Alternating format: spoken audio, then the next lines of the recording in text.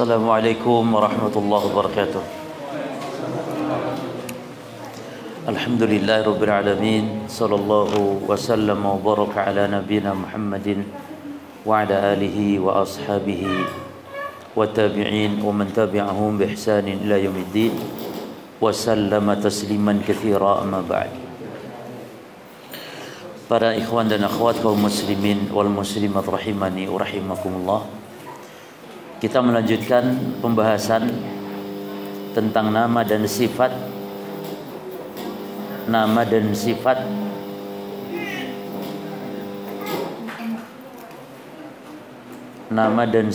bagi orang yang berada di atas kebenaran, yang mana nama dan sifat ini adalah nama yang dibenarkan oleh syariat, dan setiap umat Islam tidak boleh lagi menama-namakan, mensifat-sifatkan dirinya terhadap nama-nama yang tidak disyariatkan, karena itu namanya perpecahan. Adapun nama-nama yang disyariatkan, sifat-sifat yang disyariatkan, memang itu adalah nama dan sifat bagi orang-orang Islam yang ada di atas kebenaran. Maka siapapun dia harus bangga, harus senang, gembira mendapatkan nama dan sifat ini. Yang pertama adalah Ahlus Sunnah wal Jamaah. Kalau Ahlus Sunnah wal Jamaah, semua umat Islam kecuali Syiah insya Allah semuanya bangga, ingin meraih gelar Ahlus Sunnah wal Jamaah, walaupun pada prakteknya bertentangan dengan sunnah atau petunjuk Nabi SAW. Tapi ini menunjukkan istilah Ahlus Sunnah wal Jamaah adalah istilah yang baik, menunjukkan setiap orang Islam yang ada di atas jalan kebenaran berarti dia disifati dengan Ahli Sunnah wal Jamaah. Kecuali orang Syiah. Kalau orang Syiah memang tidak mau disebut Ahli Sunnah, bahkan menganggap di luar Syiah itu disebut yakni musuhnya, dan mereka menamakannya dengan istilah Ahli Sunnah. Jadi orang-orang Syiah mengatakan kepada di luar golongannya itu imma dengan ucapan mereka Ahli Sunnah, atau dengan ucapan lain, gelar lain, yaitu Nasibiyah. Nanti akan kita bahas insyaallah ya, Nasibiyah atau Nasibah. Orang Syiah mengatakan di luar golongannya itu Nasibah, jadi musuh Ahlul Bait. Ya pokoknya setiap yang di luar Syiah berarti benci Ahlul Bait. Nah, itu slogan mereka. Setiap orang Syiah katanya yang paling ngaku-ngaku mencintai Ahlul Bait. Ya. Padahal setiap orang Islam insya Allah semuanya cinta kepada Rasul, Ahlul Bait. Nggak ada yang nggak cinta kepada Ahlul Bait. Semua cinta kepada Ahlul Bait. Ya. Taib. Nah, jadi nama Ahli Sunnah wal Jamaah istilah nama yang semua umat Islam ingin ya ada di atas nama atau di dalam sebutan nama Ahli Sunnah wal Jamaah. Yang kedua sekarang di halaman 35 jemaah.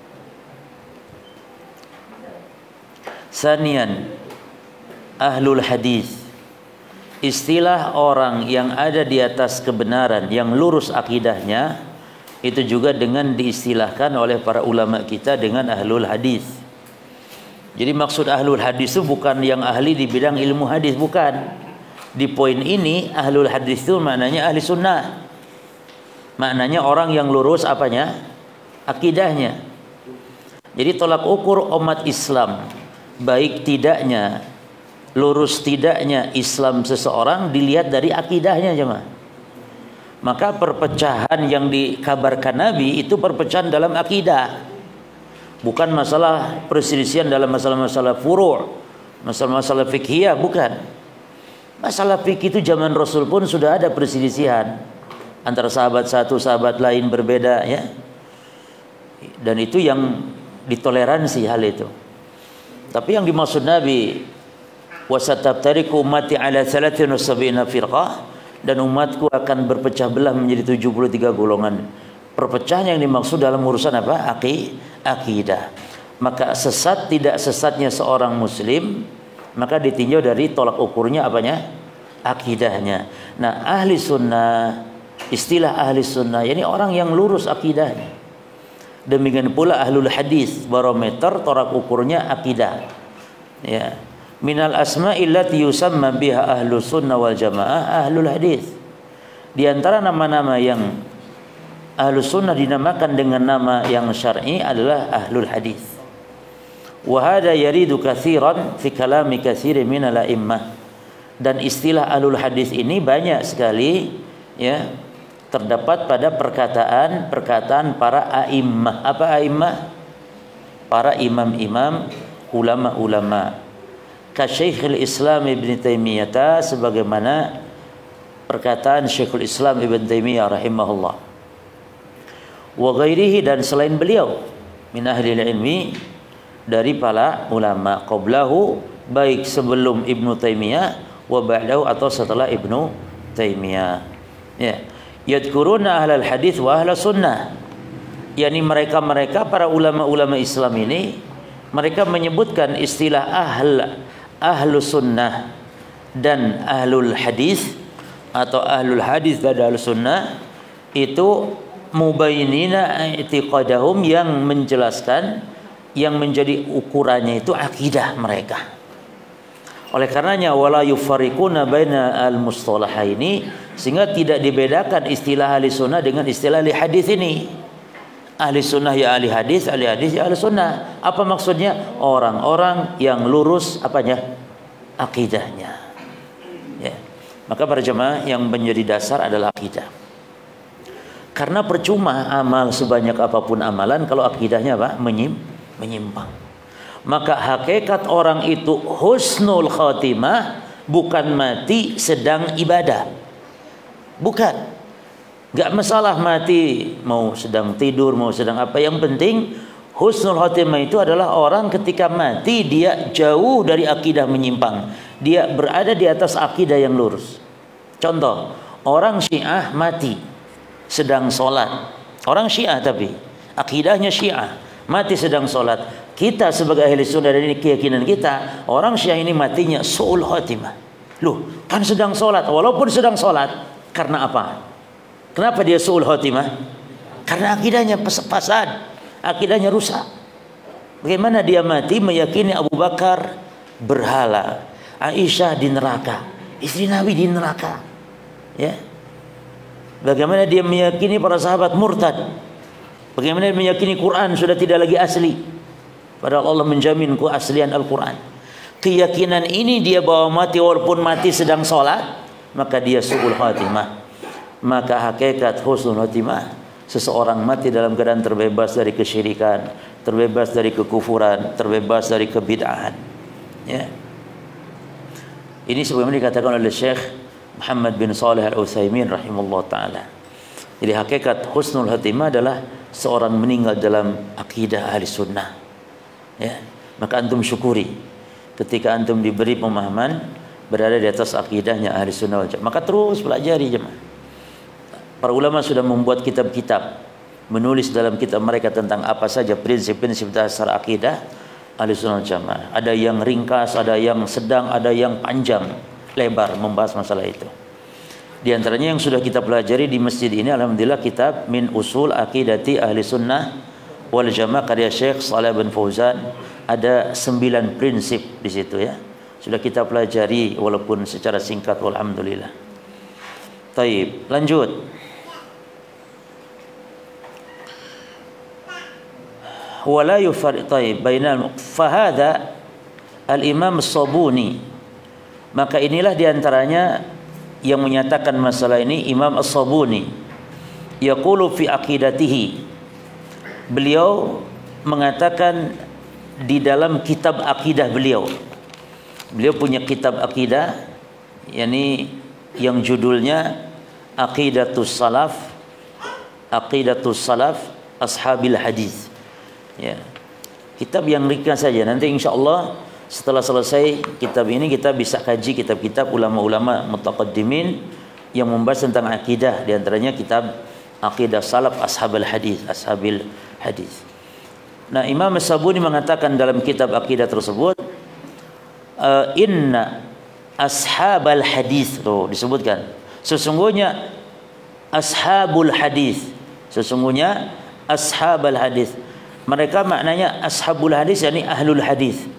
Dan ini bukan bermakna ahli hadis yakni ilmu hadis yang meriwayatkan hadis, bukan. Maksud ahlul hadis yakni ahlus sunnah.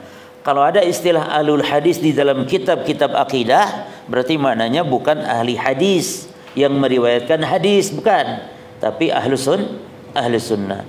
Tapi kalau dibahas dalam kitab-kitab hadis, pelajaran hadis, tentu ahlul hadis yakni para ulama ahli hadis, walaupun ahli bid'ah. Jadi ahli hadis itu bisa saja ahli bid'ah. Kan ada rawi-rawi yang meriwayatkan hadis tapi ahli bid'ah. Dan ulama juga ada yang melarang mutlak, ada yang merinci boleh menerima riwayat dari ahli hadis. Jadi tidak setiap ahli hadis itu ahli sunnah. Ya jemaah, tidak setiap ahli hadis itu ahli sunnah. Ada ahli hadis yang ahli bid'ah. Maka bedakan istilah ini. Kalau istilah ahli hadis dalam buku-buku akidah, maka maknanya ahli sunnah maknanya.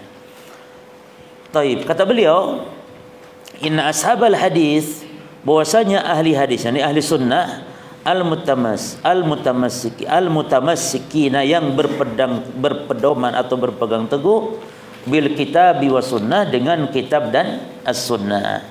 Ya. Beliau mendoakan hafizahullah, yani hafizallahu ahya'ahum wa rahimahum.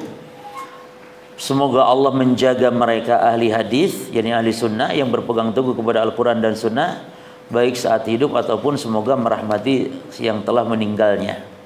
Perhatikan kata beliau, yashhaduna lillahi ta'ala, mereka bersaksi terhadap Allah, bil wahdaniyati, tentang ketauhidan Allah, walir rasuli bi risalati wa nubuwah, dan terhadap Rasul bersaksi tentang kerasulan dan kenabiannya. Yang menjadi pembahasan kita di sini apa? yakni Imam As-Sabuni mengatakan istilah ahlul hadis mereka yang berpegang teguh dengan Al-Quran dan As-Sunnah yang menyatakan persaksian tentang tauhidnya. Nah, jadi istilah ahlul hadis yakni ahli sunnah. Ila an yakul, sampai kepada perkataan beliau, jadi disingkat sampai kepada perkataan beliau, wa qad a'adallahu ahla sunnah, nah, dan sungguh Allah telah melindungi ahli sunnah. Perhatikan jemaah, minat tahrifi wat takyifi wat tashbihi, ya, dari pemahaman menyimpang tentang nama dan sifat Allah berupa tahrif, mentakwil. Tahrif itu maknanya, atau membagaimanakan sifat-sifat Allah, atau tasbih, menyerupakan Allah dengan makhluk. Wa manna 'alaihim bi ta'rifi wa tafhim, dan Allah telah menganugerahkan kepada ulama-ulama, kepada mereka ahli sunnah, yaitu menganugerahkan at-ta'rif. Apa ta'rif? Pengetahuan, wa tafhim, dan pemahaman. Ini tidak ada orang yang paling paham tentang agama kecuali ya ahli sunnah. Bagaimana ahli bid'ah bisa paham agama? Walaupun mereka banyak membawakan dalil-dalil, hujah, alasan, tapi semuanya alasan-alasan mereka adalah batil. Karena tidak mungkin kebid'ahan bisa dibenarkan oleh dalil-dalil yang benar, yang sahih. Nah, jadi istilah, makanya mereka suka nuduh ya kepada ahli sunnah itu orang yang paling benar. Ahli bid'ah suka nuduh kepada ahli sunnah dengan tuduhan-tuduhan yang buruk, ya, dengan tuduhan-tuduhan yang keji. Nanti akan ada di halaman 37. Ya. Cuman demikian mereka menuduh ahli sunnah itu dengan tuduhan merasa sok paling benar sendiri, yang lain neraka, mengkapling surga yang lain neraka. Karena demikian kenyataannya, karena mereka ahli sunnah orang yang paling paham tentang agama, yang paling benar di atas kebenaran, ya. Sehingga orang yang salah, orang yang menyimpang akan menyatakan seperti itu, merasa paling benar, padahal memang kebenaran yang disampaikan, ya, hujah, dalil yang disampaikan. Wa yaqulu Syekhul Islam Ibn Taimiyah rahimahullah, dan berkata Syekhul Islam Ibn Taimiyah rahimahullah, madhabu as-salafi ahlu al-hadithi, madhab salaf yaitu ahlul hadis, wa sunnati wal jamaah, yakni ahli sunnah wal jamaah. Jadi dari perkataan Syekhul Islam ini disebutkan di sini bahwa yang namanya istilah ahlul hadis maknanya adalah madhab salaf, dan istilah lain lagi ahlus sunnah wal jamaah. Wal muradu bi ahli hadis fi kutubi aqaidi salaf. Ini antum garis bawah yang ini nih. Fal muradu bi ahli hadis fi kutubi aqaid. Dan yang dimaksud dengan ahli hadis atau ashabil hadis di dalam kitab-kitab akidahnya para salaf, maka hum maksudnya mereka adalah ahlus sunnah. Ya. Baik. Yaqulu Ibnu Taimiyah, berkata Ibnu Taimiyah rahimahullah, wa nahnu la na'ni bi ahli hadis, dan kami yakni menyatakan ahli hadis itu ya al-muqtasirin, tidak terbatas ala sama'ihi, tidak terbatas yakni orang yang dengar hadis, yakni yang mempelajari hadis, mendengar hadis, bukan itu makna ahlul hadis kata beliau. Au kitabatihi, atau ahlul hadis itu kita tidak membatasi orang yang yakni menulis hadis, bukan. Wariwayati, atau yang meriwayatkan hadis, bukan itu. Berarti maksud ahlul hadis dalam istilah para salaf dalam kitab akidah bukan yang mempelajari ilmu hadis, bukan. Bal na'ni bihim, bahkan yang kita maksudkan dengan ahli hadis, bihim ahli hadis, kullu man kana ahaq bihifdhihi wa ma'rifatihi wa fahmihi zahiran wa batinan. Yani setiap orang ya yang menghafal, yang berhak lebih berhak menghafal, mengenal, memahami zahiran wa batinan, zahir dan batin, juga wattibaihi batinan zahiran, juga yang ittiba kepada hadis. Jadi bukan sekedar yang meriwayatkan, tapi yang ittiba. Nah, yang ittiba ini kan berarti orang yang ada di atas kebenaran walaupun bukan ahli hadis. Ya, jadi istimewanya tentu yang ahli di bidang hadis juga yang akidahnya lurus, nah itulah ahlul hadis. Kadzalika ahlul Quran. Demikian pula istilah ahlul Quran, bukan sekedar yang membaca, yang mempelajari tajwid, tahfidz, bukan, tapi yang ittiba kepada Al-Quran, itu yang dimaksud dengan ahlul Quran. Nah, selesai yang kedua. Jadi istilah lain dari istilah orang yang ada di atas kebenaran selain istilah ahli sunnah adalah apa? Ahlul hadis. Yang ketiga jemaah, salisan. Yang ketiga, salisan al-asariyatu au ahlul asar. Nah, yang ketiga al-asariyah atau ahlul asar. Asar ini kalau secara bahasa artinya jejak. Ya, peninggalan. Maksudnya jejak Rasul, para sahabat. Tapi kalau secara istilah asar itu hadis jemaah. Hadis. Berarti kalau istilah ahlul asar tidak ada bedanya dengan istilah sebelumnya ahlul hadis. Oleh karenanya para ulama kita menisbatkan pemahaman agamanya, akidahnya kepada lafaz asar, sehingga ada istilah al-asari. Seperti Syekhuna Ali bin Al-Hasan Al-Halabi, beliau menisbatkan penamaannya kepada al-asar, al-athari. Ya, Syekh Ali Hasan Al-Athari. Maksudnya apa? Beliau ingin menunjukkan bahwa akidah beliau itu akidah salaf gitu. Akidah yakni ahlus sunnah wal jamaah ahlul asar. Ya, jadi boleh penisbatan. Seperti seorang menisbatkan kepada salaf, salafi, boleh. Ini si fulan salafi. Itu istilah yang baik, yang mulia. Bukan istilah yang jelek. Ya. Si fulan salafi, apakah si fulan asari? Apakah si fulan ahli sunnah? Nah, itu istilah-istilah yang baik. Yani gelar yang baik yang menunjukkan lurusnya akidah seseorang. Ya. Wa hadzal ismu yutliquhu katsirun min ahli ilm. Nama ini banyak sekali digunakan oleh para ulama. Ya. Yutliquhu itu digunakan banyak min ahli ilm oleh para ulama. Wa yuriduna bihi, dan ini dimaksud dengan ahlul asar atau al-asar, atau kalau disebutkan berarti menjadi al-asari. Al-asari yang dimaksud dengannya ya ahlus sunnah wal hadis. Istilah ahlus sunnah wal hadis. Ya.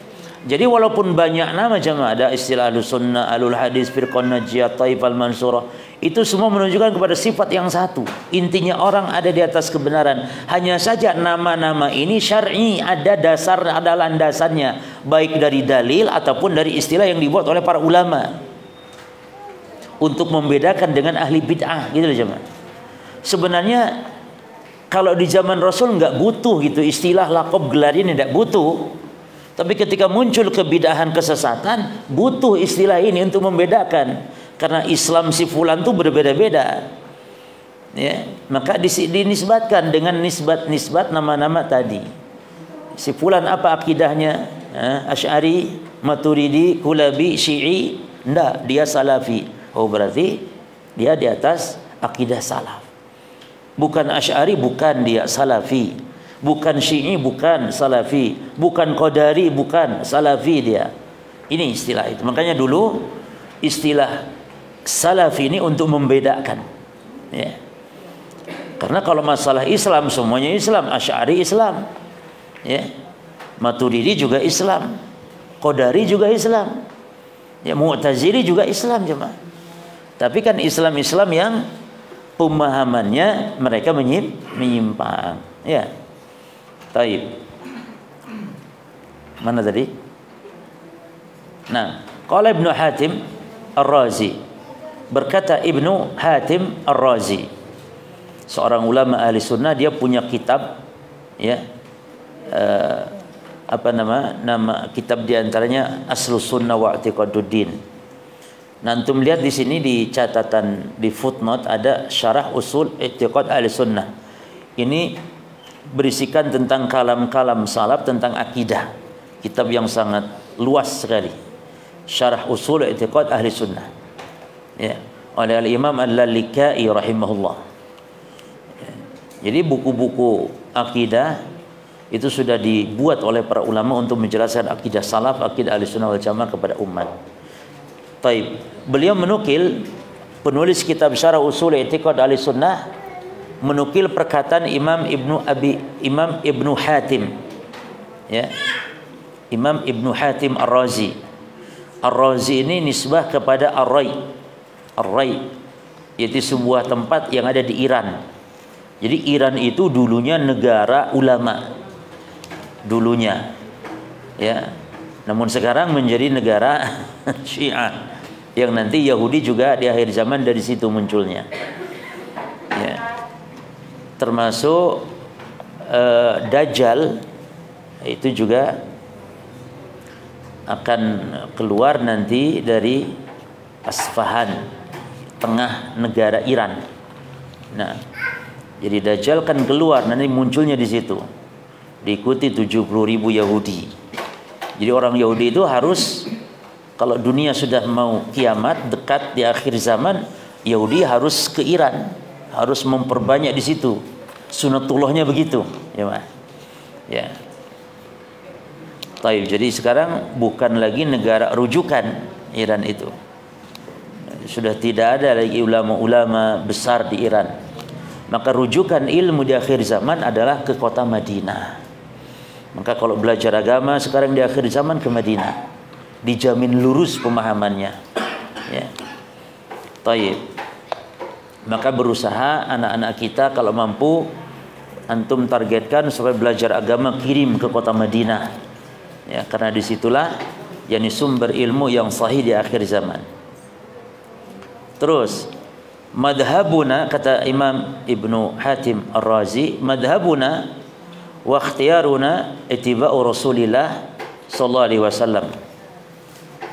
Nanti perkataan Imam Ibnu Hatim ini menunjukkan bahwa ahlus sunnah itu maknanya di antara mana lain adalah ahlul asar tadi. Kata beliau, madhabuna, madhab kami. Madhab itu artinya keyakinan kami. Ya, keyakinan. Kalau dalam fikih kan madhab itu pendapat kami gitu. Tapi dalam masalah akidah, madhabuna itu maknanya keyakinan kami. Sama halnya istilah al-qaul. Qaul itu kan perkataan jemaah. Tapi kalau dalam buku-buku akidah, qauluna itu artinya yakni keyakinan kami. Sama halnya madhabuna. Karena ini masalah akidah yang sedang dibahas, bukan lagi pendapat tapi keyakinan kami gitu. Maka kita terjemahkan wa madhabuna, yakni keyakinan kami. Jangan pendapat kami, jangan, keyakinan kami. Tapi kalau dalam fikih, pembahasan fikih, madhabuna yakni apa? Pendapat kah? Madhab Syafi'i misalnya. Berarti pendapat Syafi'i, madhab.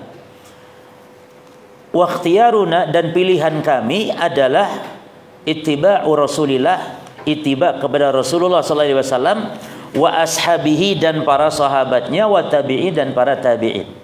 Lalu wa tamassuk bimadhabi ahlil athar, di garis bawah, ahlil athar, garis bawah, dan berpegang teguh dengan keyakinannya para ahlul athar. Siapa ahlul athar? Ahlus sunnah. Mislu, seperti siapa? Tokohnya ahlul asar itu siapa? Seperti Abi Abdillah Ahmad bin Hanbal, seperti Abu Abdullah Imam Ahmad bin Hanbal. Jadi Imam Ahmad itu ikon, lambang, ya, lambang orang yang ada di atas kebenaran di zamannya. Setiap zaman memiliki ikon-ikon, yakni ulama-ulama yang ada di atas kebenaran. Di zaman sekarang ada, di zaman nanti anak-anak cucu kita akan ada. Ada setiap zaman ikon-ikon itu cuma. Jadi yang menunjukkan kalau si fulan ikut ulama ini berarti dia ahli sunnah. Kalau si fulan ikut ulama ini ahli bidah berarti dia ahli bid'ah. Itu. Di zaman Imam Ahmad itu ikon. Sehingga orang yang ikut akidah Ahmad bin Hanbal berarti dipastikan ahli sunnah. Bahkan Imam Ahmad digelari imamnya ahli sunnah karena membela akidah sampai beliau masuk penjara. Itu membela akidah Quran adalah kalamullah, bukan makhluk. Ya. Sampai-sampai Imam Abul Hasan Al-Asy'ari yang asalnya berakidah Mu'tazilah lalu tobat ikut akidahnya Kulabiyah, mentakwil sifat, akhirnya di fase ketiga beliau ikut akidah Ahmad bin Hanbal sehingga menjadilah Imam Abul Hasan Al-Asy'ari ulama ahli sunnah. Imam Abul Hasan Al-Asy'ari sebelumnya ahli bid'ah, Mu'tazilah, 40 tahun Mu'tazilah berarti ahli bid'ah dia. Tapi begitu ikut akidahnya Ahmad bin Hanbal menjadilah beliau ahli sunnah. Bukti beliau ahli sunnah pun beliau tuangkan dalam kitab tobatnya istilahnya. Itu kitab Al-Ibanah an Usulid Diyanah, atau Arisalah ila Ahli Thaghar, atau kitab Maqalat Al-Islamiyyin. Itulah 3 kitab bukti tobatnya Imam Abul Hasan Al-Asy'ari, yaitu menetapkan sifat tanpa takwil lagi, dan menetapkan seluruh sifat yang Allah atau Rasulnya tetapkan tanpa takwil. Alhamdulillah. Taib ya. Jadi antum, kita semua yang lebih berhak untuk dikatakan mengikuti Imam Abul Hasan Al-Asy'ari. Namun setelah apanya? Tobatnya. Maka bedakan antara Imam Abul Hasan Al-Asy'ari dengan Asy'ariyah. Asy'ariyah bukan Imam Abul Hasan Al-Asy'ari. Jadi istilah Asy'ariyah itu adalah manusia kaum muslimin yang mengikuti akidah imam sebelum tobatnya, mentakwil sifat. Adapun imamnya sendiri sudah tobat, ya. Dan banyak kejadian seperti itu jemaah. Banyak di kalangan jin juga banyak. Ada jin yang dulunya ngajak-ngajak untuk nyembah dirinya, lalu jinnya sudah tobat masuk Islam, yang nyembahnya masih terus saja nyembah jin manusianya, padahal jinnya sudah tobat. Banyak yang begitu itu. Seperti kasus-kasus kaum muslimin mengikuti seorang imam, waktu salahnya ya diikuti, imamnya tobat, dia tidak melok tobat, padahal imamnya sudah mengumumkan. Imam Abul Hasan itu mengumumkan tobatnya cuma setelah sholat Jumat di negeri Basrah di hadapan kaum muslimin. Dan kitab inilah bukti taubat. Namun mereka mengatakan kitab ini buatan Wahabi, dipalsu sama Wahabi. Subhanallah. Bahkan ada seorang kiai dengan beraninya membuat fitnah, katanya pemerintah Saudi Arabia sudah merubah-rubah kitab Sahih Bukhari, Sahih Muslim, katanya sudah dirubah-rubah oleh orang-orang Saudi Arabia. Ya. Sehingga yang menyelamatkannya ulama Aswaja. Yang ulama Aswaja dari Indonesia menyelamatkan, dibawa kitab-kitab. Jadi kitab yang asli itu di Indonesia adanya. Sudah dibuat oleh para ulama aswaja. Yang palsu-palsu dibuat oleh orang-orang Wahabi Saudi Arabia. Ya. Semoga Allah memberi hidayah kepada kita dan kepada mereka semuanya. Taib, mana tadi? Wa qala fi mawdi'in akhar. Dan juga Imam Ibnu Hatim berkata di tempat yang lain. Di tempat yang lain. Di kitab yang sama. Wa alamatu, dan juga beliau sebutkan dalam kitab beliau namanya Aslu Sunnah wa I'tiqaduddin, ya. Dan memang sebenarnya para jemaah, kitab Syarah Usul I'tiqad Ahli Sunnah ini karya Al-Lalikai ini memang dia kumpulan, ya, kitab-kitab risalah-risalah para ulama-ulama ahli sunnah. Seperti kitab Usul Sunnah Imam Ahmad juga ada di situ, di kitab Syarah Usul I'tiqad ini. Jadi semua risalah-risalah akidah, ya, semua risalah-risalah akidah itu beliau rangkum gitu di kitabnya ini oleh Imam Lalikai. Akidahnya Bukhari ada di situ, akidahnya Syafi'i juga ada di situ, dan lengkap dengan sanadnya. Nah, guru kita, sesepuh kita, Ustadz Abdul Hakim bin Amir Abdad hafidhahullah, itu beliau juga nulis kitab di mana beliau seperti itu metodenya. Beliau masukkan risalah-risalah ulama-ulama mutaqaddimin yang membuat kitab-kitab akidah, di situ beliau sampaikan. Walaupun secara singkat, cuman minimal ternyata akidah-akidah yang lurus, akidah Ahlussunnah wal Jamaah ini ternyata dianut oleh hampir seluruh ulama. Hampir sebagaimana seolah-olah ijma, gitu. Berarti akidah-akidah yang menyimpang itu sebenarnya minoritas sebenarnya. Walaupun mereka mengaku apa mayoritas, seperti akidah mentakwil sifat. Padahal sebenarnya minoritas. Yang mayoritas adalah yang dianut oleh ulama-ulama salaf. Buktinya mereka membuat akidah. Coba kita kalau perhatikan, ada akidahnya Imam Ahmad, akidahnya Syafi'i, murid-murid Syafi'i, Imam Al-Muzani, ada lagi Imam Humaidi, gurunya Bukhari. Itu semuanya akidahnya akidah Ahlussunnah. Menetapkan sifat Allah, ya, menetapkan nama dan sifat tanpa takwil, dan seterusnya dari akidah-akidah. Nah, jadi kitab apa ini kawan antum hafalkan? Syarah Usul I'tiqad Ahlussunnah ini adalah sebuah kitab besar, ya, tentang risalah-risalahnya akidah para ulama salaf, beliau rangkum. Di situ ada akidah Bukhari, ada akidah Syafi'i, ada akidah Imam Ahmad bin Hanbal, termasuk Imam siapa tadi? Ibnu Hatim Ar-Razi. Ya, di situ terdapat. Nah, di antara perkataan beliau Imam Ibnu Hatim Ar-Razi, jadi Ibnu Hatim itu ada Ibnu Abi Hatim, ada Ibnu Hatim. Itu ayah bapak ulama besar, gitu, dua-duanya. Ya. Jadi jangan salah, kalau Ibnu Hatim berarti anaknya Hatim.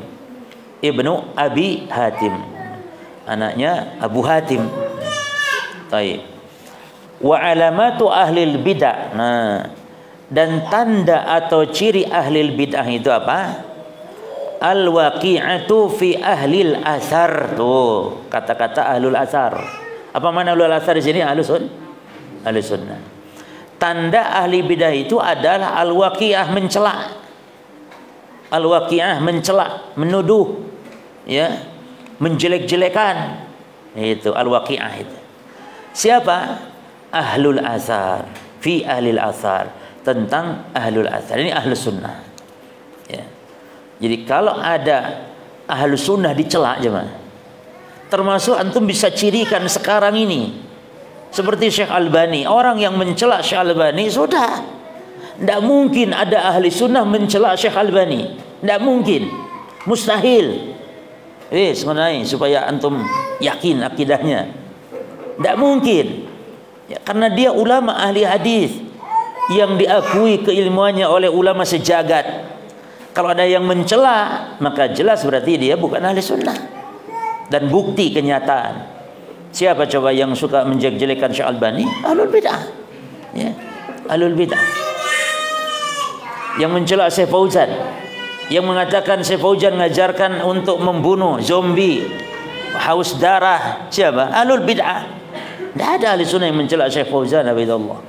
Nah, itu cirinya. Ini kaedahnya, ini dibuat oleh Imam Ibnu Abi Hatim. Setiap yang ciri ahli bidah mencela ahli sunnah, yakni mencela ulama-ulama ahli sunnah, menghina dan semisalnya. Itu al-waqi'ah. Waqi'ah itu mencela. Ya. Terus wa alamatuz zanadiqah, dan tanda orang zindik apa? Tanda orang zindik. Orang zindik itu orang yang ya pura-pura Islam, merusak Islam dari dalam. Orang-orang munafik, ya itu zindik itu. Cuman bedanya kalau munafik itu apa namanya? Menampakkan keimanan, menyembunyikan kekufuran, ya, walaupun tidak tujuan merusak tapi numpang hidup saja. Tapi kalau orang-orang zindik ini orang-orang munafik plus. Jadi munafik lebih parah lagi dari munafik zindik itu. Ya. Di antara ciri orang zindik itu jemaah, dia suka mencela, ya, mencela syariat, benci kepada syariat, kadang mencela Nabi, menghina Nabi juga kadang. Tapi dia Islam. Dohirnya itu Islam, bahkan menampakkan orang yang alim dalam Islam kadang. Tapi lihat mulutnya, kotor mulutnya kepada Islam, kepada syariat, ya. Menghina syariat, termasuk jenggot kah atau celana cingkrang kah, termasuk cadar, itu kan syariat cuma. Ya. Nah, itu orang-orang zindik itu sangat benci sekali dengan syariat-syariat seperti itu. Walaupun dia orang Islam. Itu zindik. Nah, ciri orang zindik tasmiyatuhum ahla sunnah hasyawiyah. Ciri orang zindik itu mereka menamakan ahli sunnah itu dengan istilah-istilah jelek, yaitu apa? Hasyawiyah. Hasyawiyah itu para ulama mengatakan hasyawiyah ini banyak makna. Di antara maknanya hasyawiyah ini orang qalilul qimah, orang tidak berharga, orang rusak, nggak berharga, sesuatu yang tidak penting, ya. Dan yang mengawali istilah ini kata para ulama diantaranya adalah Amr bin Ubaid, seorang tokoh Mu'tazilah, menamakan ahli sunnah dengan istilah hasyawiyah. Dan sampai akhir zaman intinya orang-orang ahli bid'ah yang sesat menyimpang pasti akan membuat gelar-gelar jelek bagi orang yang ada di atas kebenaran. Gelar jelek itu macam-macam, bisa Wahabi. Nanti setelah kita meninggal semua, ada mungkin istilah baru nanti yang muncul. Anak cucu kita yang ada di atas kebenaran akan digelari dengan istilah yang lain.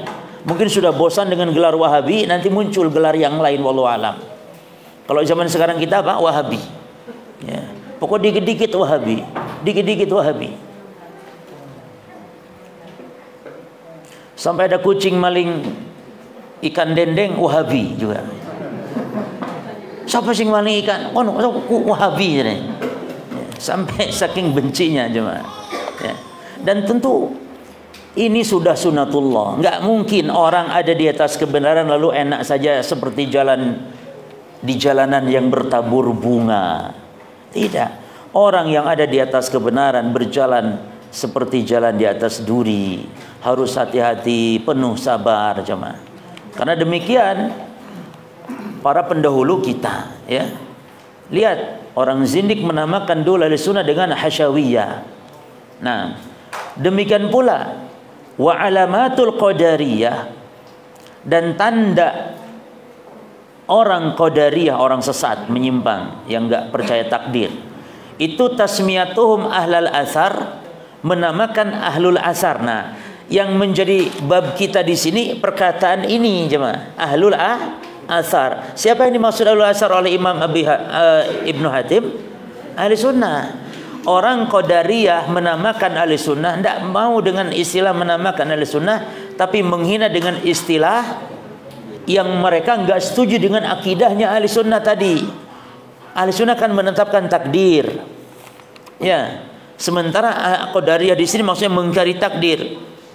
Maka karena ahli sunnah menetapkan takdir, dijulukilah dengan mujbirah atau istilahnya jabariyah, ya.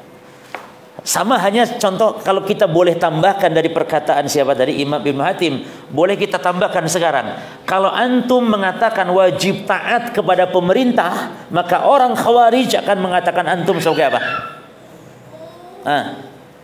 Antum katakan wajib taat pemerintah selama muslim, mau pemerintah zalim tetap taati dalam hal yang baik. Wajib taat, nggak boleh memberontak, nggak boleh membangkang pemerintah. Itu akidah kita. Lalu apa kata orang Khawarij? Ente apa? La. Akidahnya apa katanya? Tuduhannya murji'ah. Ente murji'ah katanya gitu. memerintahkan taat kepada pemimpin disebut murji'ah. Siapa yang ngomongnya? Orang khawarij.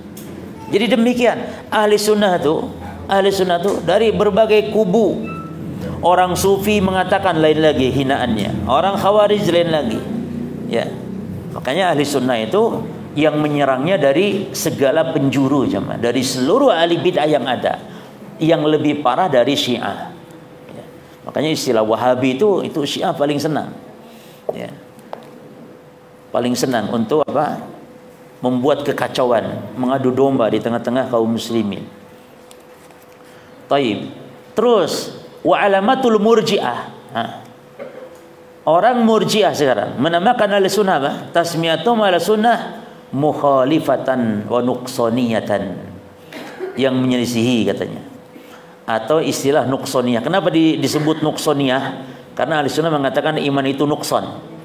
Iman itu bertambah dan berkurang. Orang murji'ah tidak yakini itu, sehingga dituduhnya ahli sunnah dengan istilah yang jelek, nuqsaniyah.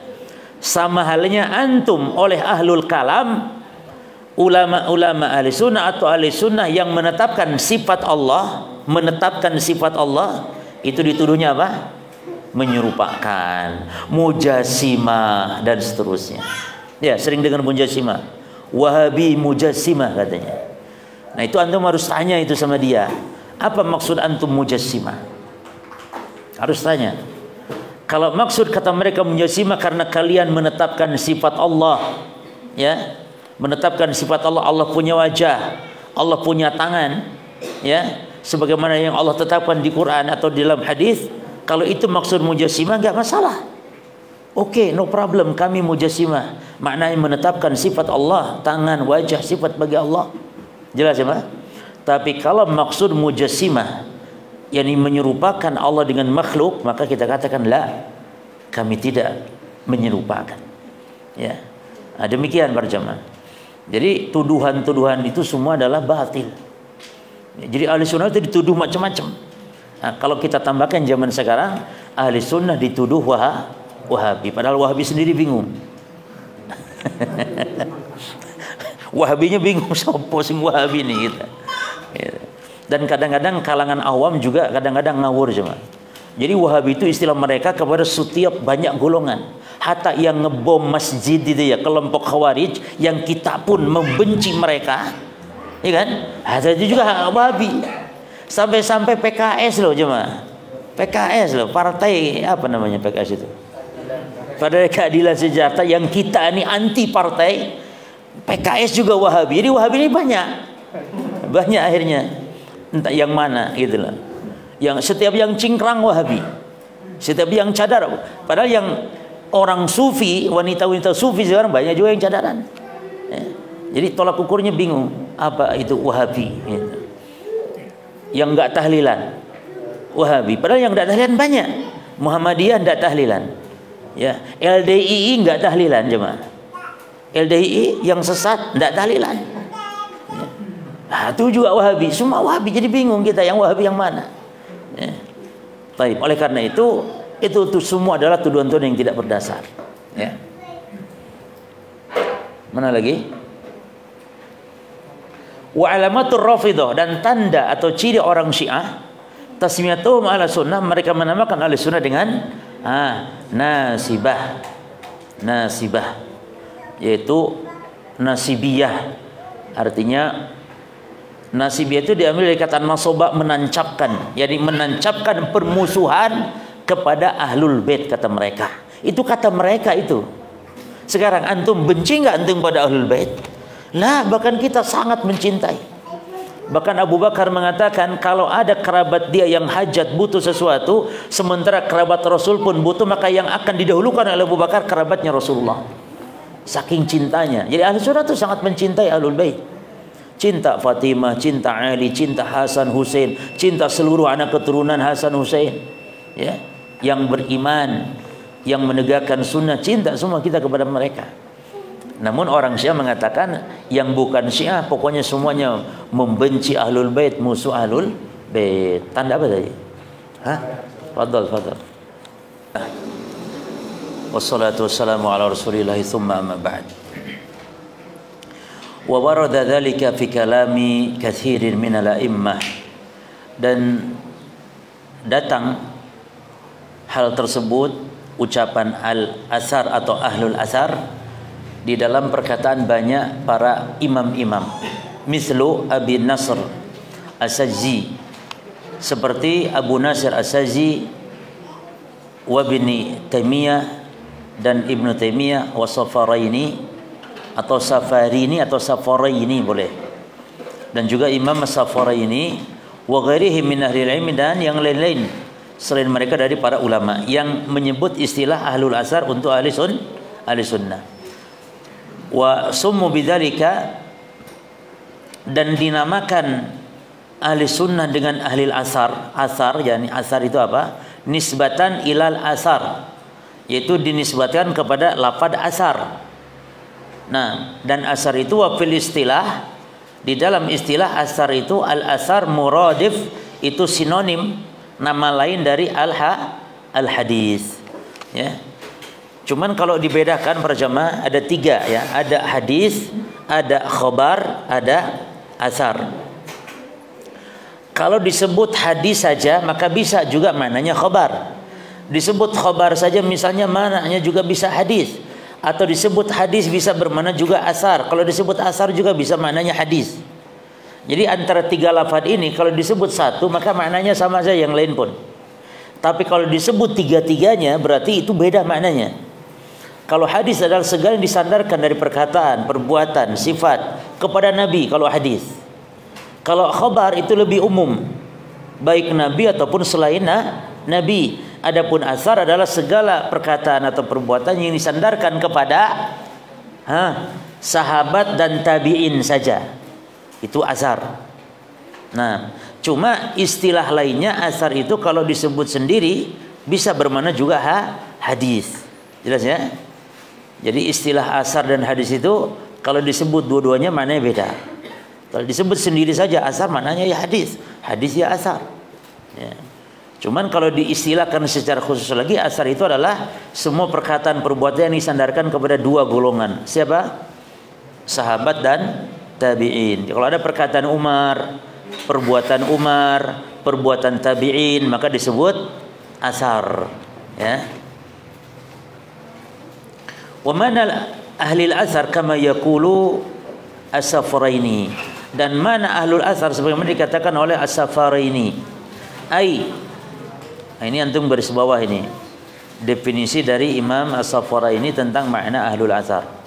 Alladzina innama ya'khuduna, mereka ahlul asar itu yakni orang-orang yang hanya mengambil, ya'khuduna, mengambil aqidatahum, akidah mereka, minal ma'suri, asar minal ma'suri, yakni dari dalil ma'sur, anillahi, dari Allah, dalilnya itu dari Al-Quran maknanya, wa fi kitabi, dalam kitabnya, au fi sunnatin nabi, atau dalil itu dari sunnahnya Nabi, atau yang ketiga jemaah, au ma sabata wa sahha, atau yang telah sahih, telah, kalau bahasa kerennya sabata itu yang telah valid, ya, wa sahha, dan telah sahih, anis salafis soleh, dari para salafus soleh, minas sahabati al-kiram, dari para sahabat yang mulia, wa tabi'in lahum, dan juga para pengikut para sahabat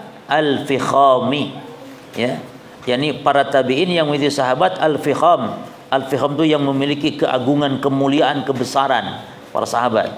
Nah, dari situlah ya disebut istilah ahlul asar. Jadi orang yang mengambil akidah, mengambil agama hanya dari Quran dan Sunnah serta pemahaman para salafus saleh.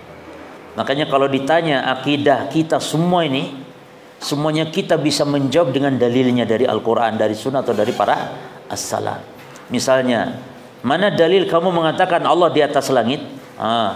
Punya. Mana dalil kamu mengatakan Allah itu punya tangan? Ada. Mana dalil adab kubur? Ada. Mana dalil syafaat ini itu? Ada. Jadi semuanya ada dalil. Nah, adapun mereka yang mentakwil sifat, misalnya, kamu katakan tangan Allah itu kekuatan, mana dalilnya? Tidak ono. hanya akal saja dan secara bahasa Arab.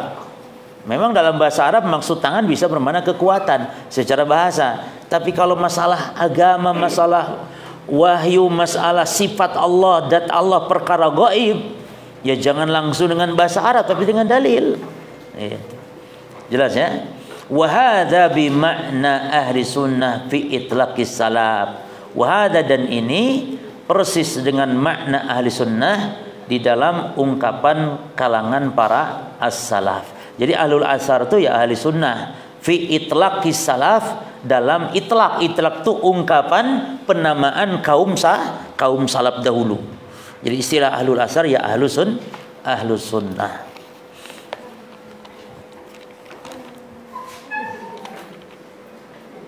Lanjut mungkin yang keempat, cuman dikit yang keempat ya, jemaah.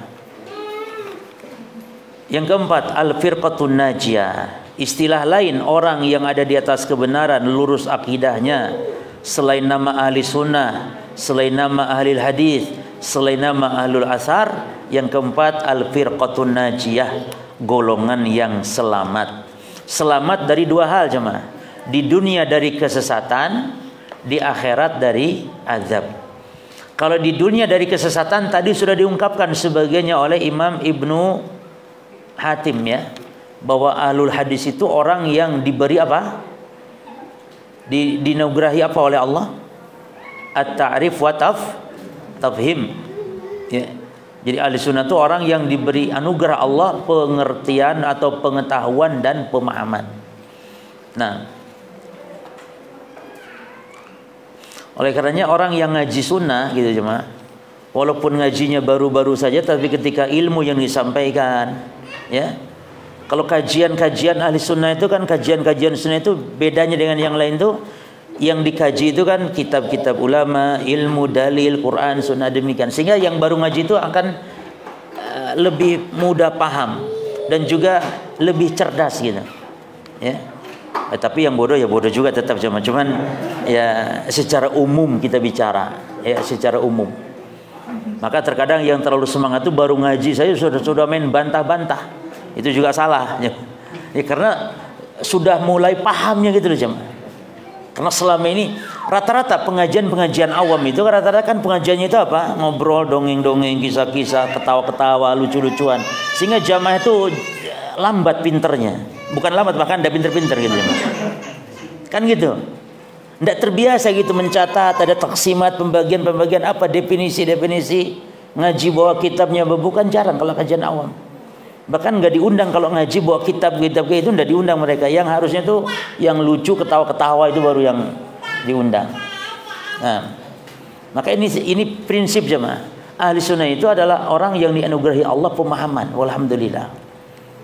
Maka selamat di dunia ini ahli sunnah dari kesesatan. Itu firqah najiyah. An-najiyah minan nar. Yani maksud selamat apa? Selamat dari neraka. Haitsu istathnaha an-nabiyyu, di mana Nabi mengecualikan. Lamma dzakara al-firaqa, ketika Nabi menyebutkan perpecahan. Jadi Nabi kecualikan yang satu ini tidak pecah, tapi ada di atas kebenaran. Wa qala, Nabi bersabda, kulluha finnar, semuanya di neraka. Kelompok-kelompok yang sesat semua menyimpang di neraka kecuali satu. Nah, yang satu ini yakni laisat finnar. Yang satu ini berarti tidak di neraka, yakni selamat. Nah, wa qala Syekh Hafidz Hakimi, berkata Syekh Hafidz Hakimi di dalam kitab Ma'arijil Qabul, wa qad akhbara Shadiqul Masduq anna al-firqatan najiyah, dan telah mengkabarkan Rasul As-Shadiq yang benar, Al-Masduq lagi dibenarkan. Ini sifat Rasul ya. Sifat Rasulullah itu As-Shadiq Al-Masduq. Apa beliau mengatakan? Rasulullah SAW, anna al-firqatan najiyah, bahwasanya al-firqah an-najiyah hum man kana ala misli ma kana alaihi. Ini mereka yang ada di atas seperti yang Nabi, tetapi yang Nabi jajaki, yang Nabi berada di atasnya, dan para sahabatnya. Jadi setiap orang yang ada di jalannya Rasul dan para sahabat dialah al-firqah an-najiyah. Ya. Baik, saya kira cukup insyaallah.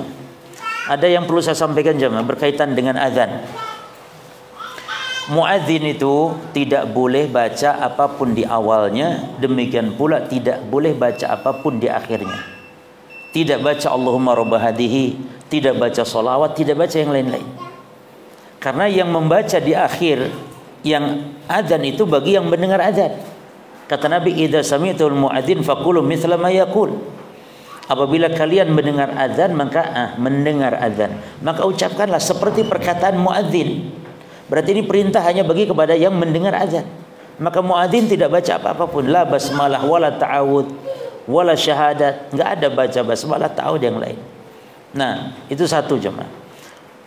Terus yang kedua, lafaz adzan takbir itu memang ada 4 kali. Allahu Akbar, Allahu Akbar, Allahu Akbar, Allahu Akbar. Ada lafaz yang lain cuma 2 kali, Allahu Akbar dan Allahu Akbar saja. Baik. Ala kulli hal, takbir yang 4 kali itu maknanya adalah 2 kali. Karena Allahu Akbar yang 2 kali itu dibaca sekali, digabungkan. Maka kata Imam Nawawi, cara bacanya itu harus sekali baca dengan tanpa nafas. Maka bacanya itu harus Allahu Akbaru, Allahu Akbar. Roknya yang akbaru itu dibaca akbaru. Salah kalau baca Allahu Akbar, Allahu Akbar. Salah. Allahu Akbar, Allahu Akbar. Harusnya Allahu Akbaru, Allahu Akbaru. Ya, kalau berhenti berarti akbar. Tapi karena yang 2 kali tadi tidak boleh berhenti, tidak boleh Allahu Akbar, tidak boleh. Tapi Allahu Akbar, Allahu Akbar itu dianggap sekali jemaah. Makanya qomat itu diganjilkan, berarti berapa kali? Qomat itu takbirnya ganjil. Semua qomat itu witir, ganjil. Bagaimana cara baca takbir? Sekali. Maksud sekali itu bagaimana? Allahu Akbar 2 kali dibaca 1 kali. Berarti Allahu Akbar, Allahu Akbar, asyhadu an la ilaha illallah sekali-sekali. Takbir pun sekali. Makanya keliru sebagian orang yang takbirnya qomat sekali, memang sekali betul. Jadi separuh berarti. Allahu Akbar, asyhadu an la ilaha illallah, berarti separuh dia. Harusnya Allahu Akbar, Allahu Akbar, asyhadu an la ilaha illallah. Dan tidak boleh pakai waw ataf. Asyhadu an la ilaha illallah wa asyhadu anna Muhammad wa asyhadu, enggak boleh, enggak ada dalil di dalam lafaz hadisnya. Ya, ini perlu diperhatikan. Jadi salah kalau adzan Allahu Akbar, salah ini. Tapi Allahu Akbar sekali nafas. Baru yang keduanya Allahu Akbar. Ya. Tidak Allahu Akbaru juga enggak, akbaru. Kan kita berhenti. Kalau berhenti ya sukun, berarti Allahu Akbar. Ya. Jelas paham ya? Baik. Kemudian jangan lupakan yang mendengar membaca, yakni itu luar biasa jemaah. Menjawab azan dulu. Kata Nabi, wajabat lahul jannah. Berhak mendapat surga. Yang lafaz lain halat lahu syafa'ah, berhak mendapatkan syafaat. Jadi kalau ada yang azan jangan ngobrol. Harus hening dan semua fokus kepada orang yang adzan, mendengar adzan. Jelas ya? Wallahu a'lam. Subhanakallahumma bihamdika asyhadu an la ilaha illa anta astaghfiruka wa atubu ilaik. Assalamualaikum warahmatullahi wabarakatuh.